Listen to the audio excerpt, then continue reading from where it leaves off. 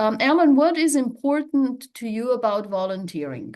What advice do you give people seeking to discover new career opportunities in marine and environmental affairs? Well, that's hopefully, um, well, let me just say to help organize my thoughts, I came up with two questions and seven bullets, and Okay. each of the bullets have very much influenced my thinking and my activities in the volunteer world. And then finally, I have my own one big ask or a call to action from all of you, and I can promise you that it is that action or that call is very much related to what SMEA is all about. It extends to the college or the School of Fisheries or SAFs, I guess is what it is now. So, first of all, it's like why volunteer, really? And to my way of thinking, it gets you out in the wider world. Either it allows you to show and take personal initiative. Sometimes you're responding to stimulus from, your parents or teachers, whoever. But clearly, getting out in the world and putting yourself out there in both your personal and professional life really leads you to, outcomes that you probably can't even, foresee or imagine. My next bullet says that, it fosters new relationships, both as, starting out in life, you as a mentee, maybe later on in your life, you become a mentor. So it's kind of obviously goes both ways. It's not really anything that's new or things that we haven't personally, experienced ourselves.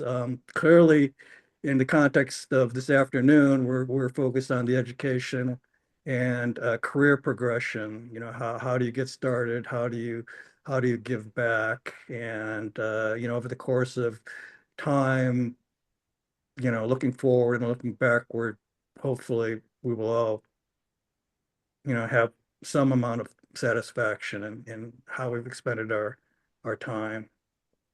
So again, it does position, it puts you in a place for unexpected and really unforeseen possibilities. And I do have a couple anecdotes that I could share along that line, but I'll leave that for maybe later.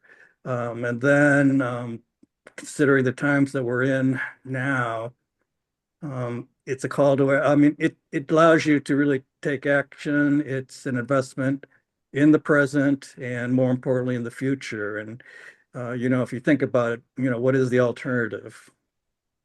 Here we are, and we can only go forward and hopefully with a spirit of optimism, focus, energy. So that to me has sort of been some of my motivation. My second sort of question was why why expend what's very limited personal time and treasure, and that can be obviously is impacted by where you are in your stage in life, again in your personal and professional um, you know life. It's uniquely one's own decision. It's your it's your personal reasons for one having the interest or having, the thought of what you might do to contribute. Um, it provides your motivation and hopefully inspiration, not only to yourself to take action, but by your actions, inspire and impact others. Clearly, altruism is at the foundation of that. You know, most people like to pay things forward. Um, when you're further along in life, you certainly have anecdotes or stories. You're certainly willing to share hard-earned life lessons, whether through experiences, new insights, and knowledge. And clearly, we're trying to do that this afternoon. And then finally, at least for me personally, it's gratitude.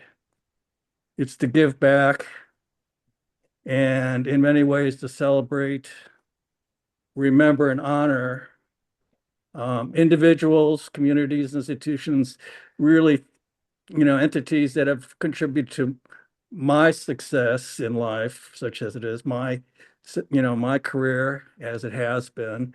And it really is that sense of gratitude to those of you who came before you, those who have helped you along the way, and then what you hope to convey to, the future generations. And so my one big ask and a call to action is I have been involved with the American Institute of Fishery Research Biologists for many years.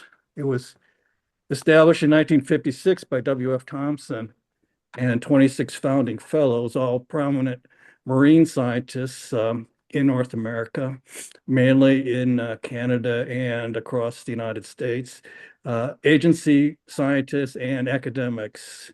So that is our basic DNA. What sets us apart from like the American Fishery Society is that uh, Thompson felt very strongly about promoting a professional code of ethics, scientific integrity, and clearly in the headlines we see, in the last few months and weeks, scientific integrity is being challenged and clearly, is sort of top of mind. Um, Secondly, the AIFRB exists to promote and recognize individual and group achievement, mainly through awards, certificates, professional recognition. And more to the point for SMEA and SAFs is that the Institute supports graduate students and early career professionals with monetary awards. We have a W.F. Thompson Best Paper Award. We have research and travel grants. And through the Kiyoshi and Toshiko Kasahara donations to the Institute over the years, we have created the Kasahara Early Career Award. That is our premier award with the largest sort of cash honorarium that the Institute grants. I invite you to look at our website, aifrb.org, to sort of explore the details of everything I've sort of laid out in this short moment. And the big ask is that I'm really trying to resurrect the University of Washington district, which I consider to be the mothership to the Institute, and I'm looking for like-minded faculty, alumni, and students to join me over the course of this coming year to re-energize the chapter here.